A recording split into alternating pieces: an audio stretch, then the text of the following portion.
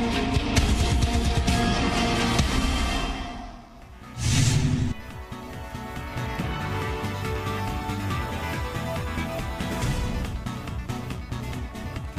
आप देख रहे हैं हॉट स्टॉक्स में हूं पल्लवी। बाजार ने आज नया रिकॉर्ड स्तर बनाया है और निफ्टी पहली बार 9,900 के पार बंद होने में कामयाब रहा। निफ्टी बैंक भी पहली बार 24,000 के आंकड़े को पार कर गया। कारोबार खत्म होने पर सेंसेक्स 54 अंक और निफ्टी 30 अंकों की बढ़त के साथ बंद हुए। आज खरीदारी मेटल, आईटी और रियल्टी शेयरों में देखने को मिली। एफएमजी शेयरों में सबसे ज्यादा गिरावट का रुख था और बीएसई के एफएमसीजी इंडेक्स को देखा जाए तो करीब 1.5% की गिरावट के साथ आज क्लोजिंग देखने को मिली है। आज के एफआईज और डीआईएस के आंकड़ों पर नजर डालें तो आज कैश में एफआईज ने 328 करोड़ की खरीदारी की है, वहीं डीआईएस की तरफ से थोड़ी बिकवाली हावी रही। करीब 447 करोड़ की कैश में बिकवाली देखने को मिली। लेकिन बाजार के बड़े एक्सपर्ट्स फिलहाल कहां दाव लगा रहे हैं और क्या कहते हैं, आइए सुनते हैं। तो यहाँ पर आपके सारे इन्वेस्टर्स और आपके व्यूअर्स को हम सलाह देंगे कि थोड़ा कॉशियस रहे, अपने एसेट एलोकेशन को मेंटेन करके रखें, एक साथ लमसम की तरह इन्वेस्टमेंट ना करें, क्योंकि यहाँ पर आज रिस्क रिवॉर्ड के नियर वेरी शॉर्ट टर्म में देखें तो अपने अगेंस्ट है रिस्क रिवॉर्ड रेशियो। और अगर रियली इन्वेस्टमेंट करना है तो नेक्स्ट 3, 4, 5 साल के होराइज़न के व्यू से इन्वेस्टमेंट करें, क्योंकि कई जगह रैली बहुत शार्प हुई है और हमें लगता है कहीं ना कहीं एक करेक्शन या कंसोलिडेशन ओवरड्यू है मार्केट के अंदर। आज के एक्सपर्ट किरण यादव हमारे साथ मौजूद हैं। गुड इवनिंग किरण। मार्केट्स में देखें तो एक बार फिर से नया रिकॉर्ड था, 9900 के पार क्लोजिंग रही है। कल के लिए इंपॉर्टेंट लेवल्स क्या रहेंगे निफ्टी में? देखिए दीपाली जी, मुझे लगता है कि जो ट्रेंड है वो बहुत सुटील ट्रेंड है और हमें कल भी देखा, आज भी देखा कि एक गैप से हम खुले और उसके बाद एक हायर बॉटम बना है और वापस एक बार क्लोजिंग की तरफ हम और एक बढ़त करते नजर आए। 9900 के ऊपर रहना एक बहुत इंपॉर्टेंट बात रही है और इसकी वजह से हमने देखा है कि बहुत सारे शॉर्ट कवरिंग देखने को मिलेगी आते दिनों में। तो जो ट्रेंड के साथ चलना चाहूंगा, अभी के लिए स्टॉप लॉस रहेगा करीबन 9890। जब तक इसके ऊपर है तब तक कोई दिक्कत वाली बात नहीं रहेगी और कल के लिए टारगेट 9975 से लेकर 10,030 के देखने को मिल सकता है। कोई स्टॉप लॉस सजेस्ट करेंगे? अगर यहाँ पर हायर साइड में आपने कहा 10,000 तक भी स्तर जा सकता है, स्टॉप लॉस क्या लगाना चाहिए? 9890 की लेवल बहुत अहम है, इसके नीचे आपका स्टॉप लॉस रहना चाहिए। 9975 का ऊपरी स्तर भी दिख सकता है, जिस तरह की तेजी फिलहाल बाजार में बनी हुई है। आप भी किसी शेयर पर सवाल पूछना चाहते हैं तो तरीका आपको बता दें, आप हमें टोल फ्री लाइंस पर कॉल कर सकते हैं या फिर व्हाट्सएप और फेसबुक के जरिए भी जुड़ सकते हैं हमसे। आप तो चलिए सबसे पहले दर्शक का सवाल शामिल करते हैं। इस वक्त नितिन का सवाल आया है ग्वालियर से और इनका क्वेश्चन है रेणुका शुगर को लेकर। लगभग 1000 क्वांटिटी है किरण इनके पास 13.5 के लेवल्स पे। फिलहाल जितने भी कमोडिटी बेस्ड स्टॉक्स हैं, रेणुका शुगर कैसा लगता है आपको? नहीं, कोई खास पैटर्न नहीं है, पर जिनके पास है उनके लिए होल्ड करने की सलाह होगी। 13 रुपीज 70 पैसे का स्टॉप लॉस लगाना चाहिए। मेरा मानना है कि जिस तरीके से हमने एक अच्छी मूव देखी थी पिछले 8 दिन पहले, जो कि करीबन 13 रुपए से 16 रुपए तक ये स्टॉक चला गया था, उसका ये टाइम करेक्शन हो रहा है और मेरा मानना है कि ये स्टॉक जल्द ही 17-18 लेवल्स टेस्ट करेगा, जो कि बहुत इंपॉर्टेंट लेवल्स है। 17-18 के लेवल्स को क्रॉस करना बहुत इंपॉर्टेंट रहेगा। अगर ये क्रॉस कर पाता है तो एक ट्रेंड रिवर्सल प्राइस पैटर्न कहलाएगा और फिर टारगेट 28 के देखने को मिलेंगे। तो जैसे मैंने कहा, आपका स्टॉप लॉस इंपॉर्टेंट है और नेक्स्ट लेवल जो है 19 लेवल्स रहेंगे, 18-19, जिसपे ऊपर आपका ध्यान रहना चाहिए। ऑलराइट, तो फिलहाल ऑलरेडी पोजीशंस बनाई हुई हैं, उनको होल्ड करने की सलाह होगी। यहाँ पर 17 रुपए से ऊपर के टारगेट्स भी दिख सकते हैं। फोन लाइन पर अक्षय है सूरत से। नमस्कार अक्षय, गुड इवनिंग। बताइए कौन सा स्टॉक लिया है आपने? Good evening ma'am. Ma'am Ajanta pharma लिया है अराउंड 1495 की रेट पे। 1495? हाँ। अच्छा, आपकी खरीद से थोड़ा नीचे है? हाँ मेरी खरीद से थोड़ा नीचे। हाँ, तो कितना टाइम दे सकते हैं इसे? मैम 6 से 9 महीने दे सकता है। और ऑलरेडी कितना टाइम दे चुके हैं? अभी लिया है मैम, वो एसबीआई म्यूचुअल फंड ने परचेज किया था, उसके बाद ही। अच्छा, जो न्यूज आपने सुनी उसके बाद आपने इसमें बाय पोजीशन बनाई। 1495 किरण इनका बाइंग प्राइस है, थोड़ा नीचे है। आज स्टॉक ने लाल निशान देखा, लगभग 10 रुपए की कमजोरी के साथ क्लोज हुआ है। क्या सजेस्ट करेंगे, इनका भाव को कब तक ये सुपरसीड कर पाएगा? देखिए टेक्निकली ये स्टॉक अभी तो डाउन ट्रेंड में है, या डाउन मूव कहना चाहिए, ट्रेंड नहीं पर डाउन मूव में है। और इंटरमीडिएट ट्रेंड कहाँ खत्म होगा ये बोलना थोड़ा सा मुश्किल होगा, पर फिर भी मुझे नहीं लगता ये 1300 के नीचे के लेवल देखने को मिलेंगे। करंट लेवल्स में आपको होल्ड करने की सलाह होगी। मुझे लगता है कि इधर से एक छोटे से डाउन मूव के बाद एक वापस एक बार आपको रिज्यूम होगा, वो रिजम्पशन करीबन 1700 के ऊपर दिखाई देंगे। तो मेरा यही मानना रहेगा कि आपको होल्ड करके चलना चाहिए। स्टॉप लॉस रहेगा करीबन 1440 का, और टारगेट के लिए आप 1850 के लेवल देखने को मिल सकते हैं। ठीक है, तो अभी होल्ड ऑन करना होगा अजंता फार्मा के अंदर। फोन लाइन पर हमारे साथ नीतीश हैं फरीदाबाद से। नमस्कार नीतीश, बताइए क्या जानना चाहते हैं आप? नीतीश सुन पा रहे हैं आप हमें? स्टॉक का नाम बताइए। मैम मेरे पास गति है और मैम 1050 शेयर है मेरे पास। हाँ, किस भाव पे? 132.18।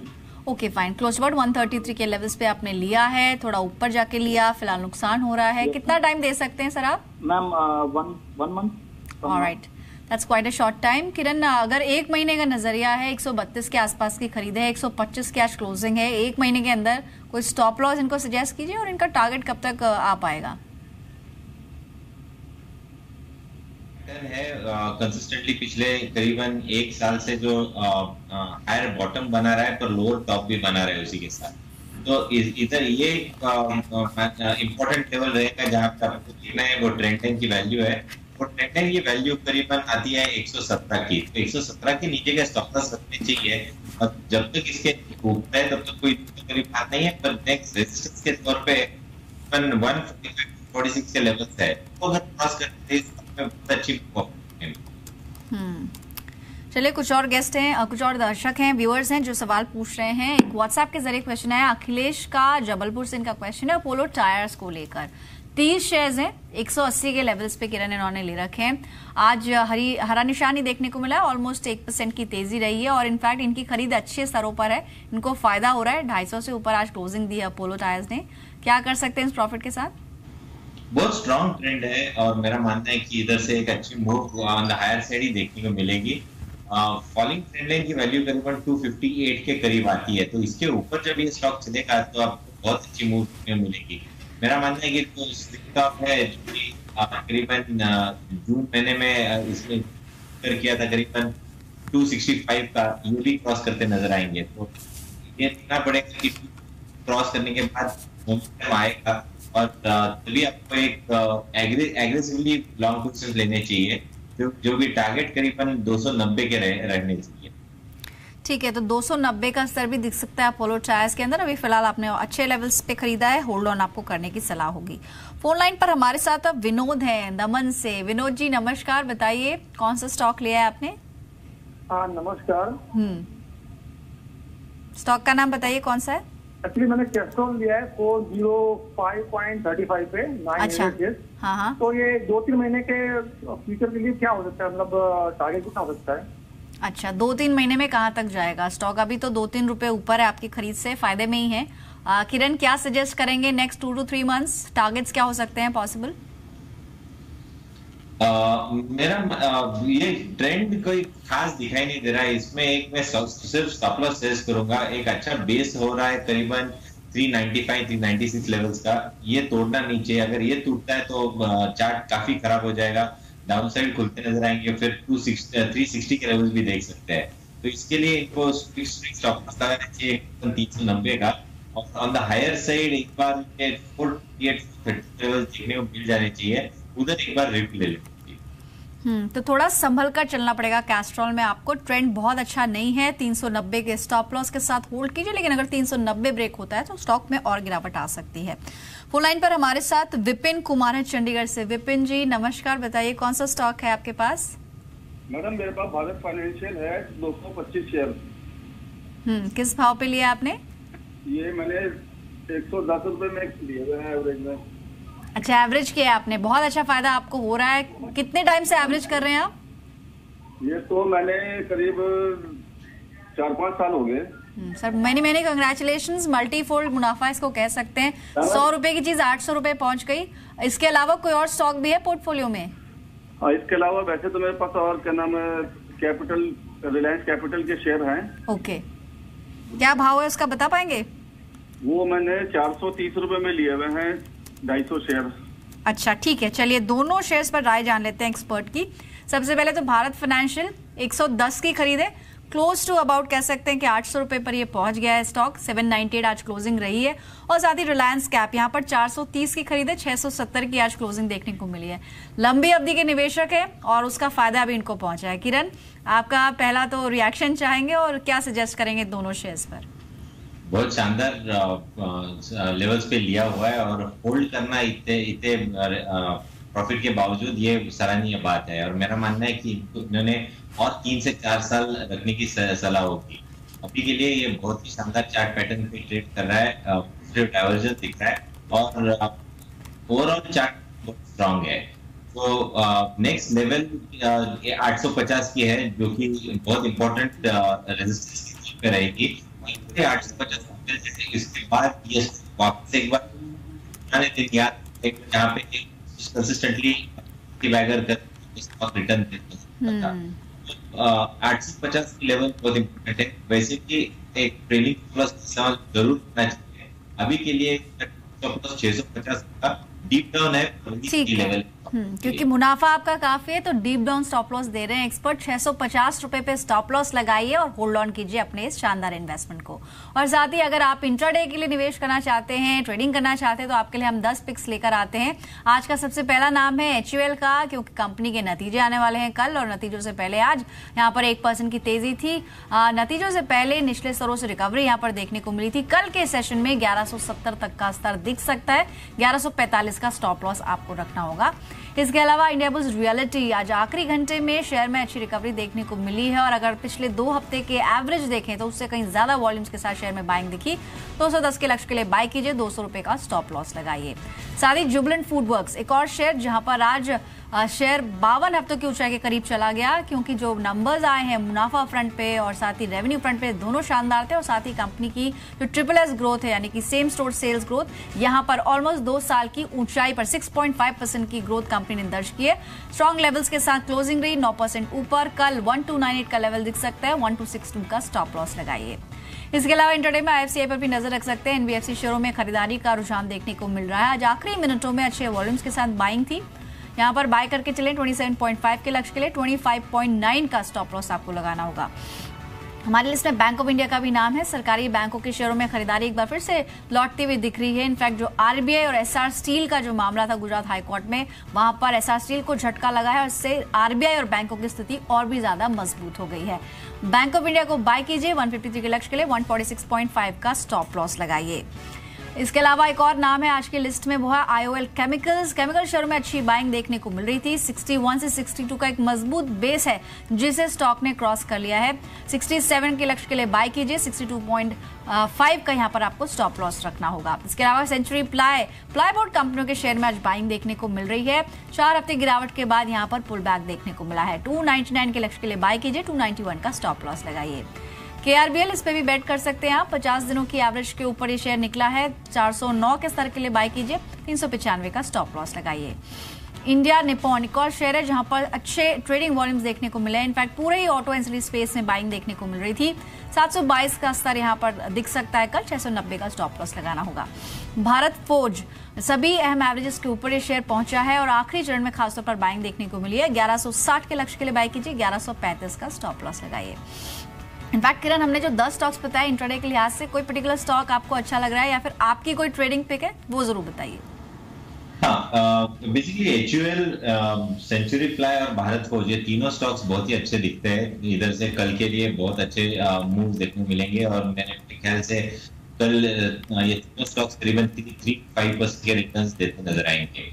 उसमें से भारत फोर्ज मुझे ज्यादा अच्छा दिखाई दे रहा है। जिस तरीके का वॉल्यूम्स और जिस तरीके का रेजिस्टेंस निकल चुका है, तो 3 में से अगर एक चूज करें तो भारत खोज रहे। मेरा स्टॉक जो आप बोलते हैं वो होगा वेदांत। वेदांत में भी अच्छी शानदार पैटर्न मिला, काफी अच्छे। तो वेदांत में 60-50 के स्टॉप लॉस क्रिएट की सकती होगी और टारगेट्स की 269 के। ऑलराइट, तो भारत फॉर एक्सपर्ट को भी पसंद आ रहा है, यहाँ पर आप बाय करके चल सकते हैं। और यहाँ पर किरण की तरफ से वेदांता पिक है कल के लिए 279 के लक्ष्य के लिए बाय कीजिए, 266.5 का स्टॉप लॉस रखना होगा। आज इनफैक्ट मेटल स्पेस पूरी तरह से आज अच्छा परफॉर्म कर रहा था और स्टॉक में भी अच्छी स्ट्रेंथ के साथ क्लोजिंग रही है 269 के लेवल्स पे। फोन लाइन पर हमारे साथ कमल है हरियाणा से। कमल, गुड इवनिंग, बताइए स्टॉक कौन सा है आपके पास? शायद फोन लाइन डिस्कनेक्ट हुई, लेकिन रिलायंस कैपिटल, इनफैक्ट किरण अभी हम बात भी कर रहे थे रिलायंस कैपिटल पे, और जो पिछले दर्शक थे 430 की खरीद थी, इनकी खरीद और भी नीचे की 284 के लेवल्स पे लिया हुआ है। रिलायंस कैप इन लेवल्स पे अभी इस मुनाफे के साथ होल्ड ऑन करना चाहिए या फिर अभी मुनाफा बुक कर लें, एटलीस्ट पार्शियली मुनाफा बुक कर लेना चाहिए? नहीं, बिल्कुल मुनाफा बुक करने की सलाह नहीं होगी। इनकी खरीद बहुत नीचे की है, इनका स्टॉप लॉस भी थोड़ा सा डीप डाउन से इस तरह का 630 का स्टॉप लॉस है, जो कि 40 रुपए लेवल से नीचे रहेगा। कि ये स्टॉप लॉस लेवल पे रहेगा, अगर नहीं करेगा और करंट लेवल से 700 रुपीज, ये बहुत एक इम्पोर्टेंट रेजिस्टेंस जोन है। ये एक बार रेजिस्टेंस जोन निकल जाए उसके बाद ये स्टॉक को देखने को मिल जाएगा। मेरा मानना है स्टॉक ने हमारे किया है। ऑलराइट, तो यहाँ पर अच्छा मुनाफा आपको हो रहा है, यहाँ पर फर्दर अपसाइड अभी बाकी है, तो अच्छा स्ट्रॉन्ग मुनाफा आपने कमाया है, लेकिन इस मुनाफे को बढ़ाने के लिए आपको होल्ड ऑन करना होगा।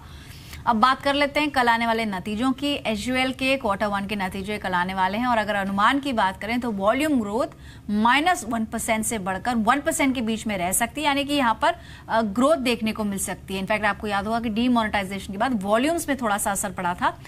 कंपनी ने Q1 में कुछ प्रोडक्ट्स के दाम भी बढ़ाए हैं, 2% तक दामों में बढ़ोतरी की थी, उसका असर भी कल आने वाले नंबर्स पे पड़ेगा। कच्चे माल के दाम से मार्जिन पर थोड़ा सा प्रेशर दिख सकता है, साथ ही टैक्स भुगतान में बढ़त से भी मुनाफे पर थोड़ा सा प्रेशर आते हुए दिख सकता है। अगर पिछली 4 तिमाहियों का वॉल्यूम ट्रेंड देखें तो लगातार यहां पर गिरावट देखने को मिली। एचयूएल के अनुमान के मुताबिक 2% तक रेवेन्यू में इजाफा रहेगा, यानी कि म्यूटेड ग्रोथ ही रह सकती है। और अगर एबिटा फ्रंट पे बात करें तो लगभग 0.9% यानी महज 1% की बढ़ोतरी इस क्वार्टर में दर्ज कर सकती है कंपनी। मुनाफे पे 2% तक का डिप देखने को मिल सकता है। इनफैक्ट किरण, एचयूएल पर हम बात कर भी रहे थे, नंबर्स अगर थोड़े से स्टेबल रहते हैं, बहुत ज्यादा नेगेटिव नहीं रहते हैं, तो स्टॉक कहां तक जा सकता है?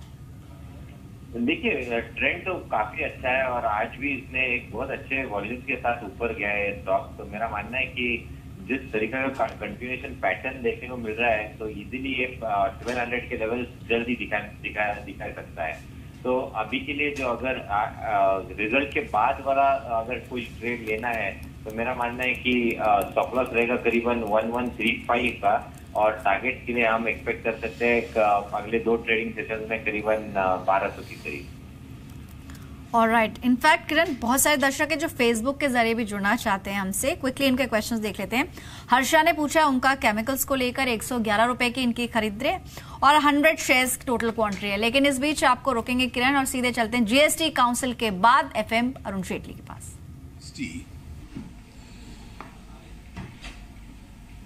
And this meeting had to be called in between because of an anomaly that we noticed as a result of the GST rates fixed for the compensation cess on cigarettes. You are aware that the GST rate for cigarettes is 28%. And the balance rate over and above 28%, whatever is collected on cigarettes, goes into the compensation cess. Now, in the first 15 days of the GST implementation, it was noted that the Fitment Committee and the Council had fixed a rate for cigarettes which was 28% plus a compensation set which had 2 components. There was an ad valorem of 5% and an increasing numerical amount on each category of filter and non-filter cigarettes. Now, the this rate, when translated as a part of the cost of the cigarettes itself, indicated that the impact of the cascading effect going had not been adequately factored in. And therefore it was resulting in a windfall profit for cigarette companies. Now there were only two things that the cigarette companies could do: either reduce the price of cigarettes, which because of the medical the various health consequences of cigarettes is not a very desirable thing. So they would have resorted to the other option of transferring this windfall profit to their balance sheets. This was never the intention of the council. And since we have a self-correcting mechanism in the council itself, we noticed this lacune and convened an urgent meeting of the GST Council. So the rate of 28% remains. On the compensation cess, the 5% ad valorem remains, but the numerical amount for each category has been increased by amounts like rupees 485 per thousand, rupees 621 per thousand, and rupees 792 per thousand. In different categories, the amount has been differently added. Last category because we hit the ceiling, so ad valorem you increase 5%. So where we have hit the ceiling in the last category, that is all others, there is an ad valorem increase of 31%. Now the total revenue impact of this is estimated to be about rupees 5,000 crores.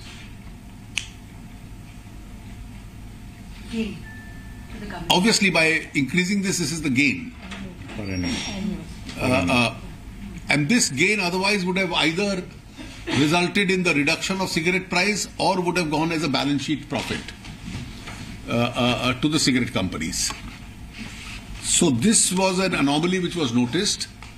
The council discussed it. I specially requested each state to give its opinion, and I am glad that it was unanimously agreed. Each state specifically reacted positively, and this change will be effective from midnight tonight.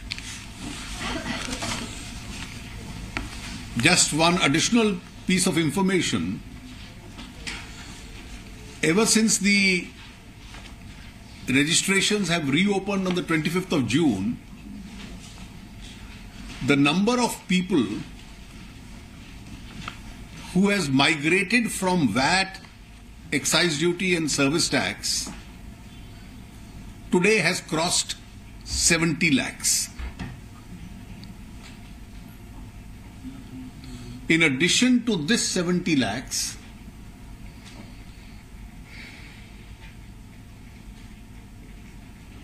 5 lakh new applicants have been registered. So this is 70 plus 5. And since there is a 3-day period for a deemed approval, there are another 2.5 lakh applications which are pending approval.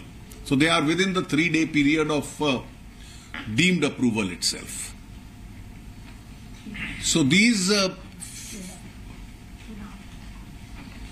so 70 have already migrated, 5 lakh new registrants have been added and duly registered, 2.5 are in the pipeline because on the 3rd day they are deemed to be registered, and this figure is almost multiplying every day.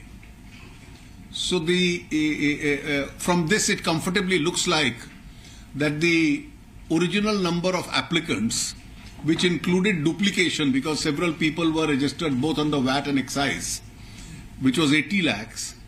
I think we are almost on the verge of crossing that figure, and therefore this is self-indicates an expansion of the tax base itself. So far the functioning has been fairly smooth, and both the centre and the state governments are responding to all the queries which are being raised. The website is working well, except when there is a planned closure late at night. The GSTN site is operating and is being able to comfortably take this load. Thank you. Sir, पिछले कुछ दिनों से GST के लागू होने के बाद textile के ट्रेडर्स विरोध जता रहे हैं टैक्स रेट को लेकर। इस पर कोई विचार हुआ तो विचार करने पर सरकार? देखिए सर, जो जीएसटी काउंसिल का निर्णय है, आज की तारीख में वो निर्णय है, इसमें सरकार को कुछ नहीं करना, काउंसिल इन विषयों को देखिए कोई भी सुझाव आता है किसी का, काउंसिल कंसिडर कर सकती है, लेकिन इससे ज्यादा मैं और कुछ कह नहीं सकता। So traders across India are calling a strike tomorrow. They are obviously being they are saying that a lot of things have become costlier. The compliance cost has increased and everything. What do you think such strikes are going to actually? देखिए, our experience is completely to the contrary. The expansion of the tax base itself indicates, and in a large number of products we have seen that the input credit itself actually helps in bringing down the cost. Sir, when you're saying the tax base is increasing, so going forward, would you also look at further bringing down the rate? Let us see, it's too early to comment on this. There's a price not really. Sir, you have given a directive to get MRP stickers on old stock, but a number of... कौन सा ही है MRP? Ministry of... That's Ministry of Consumer Affairs ने दिया है. Consumer Affairs. That's a price control mechanism. Standard procedure. Have you received any questions about this complaint? No, we don't deal with that subject in the revenue.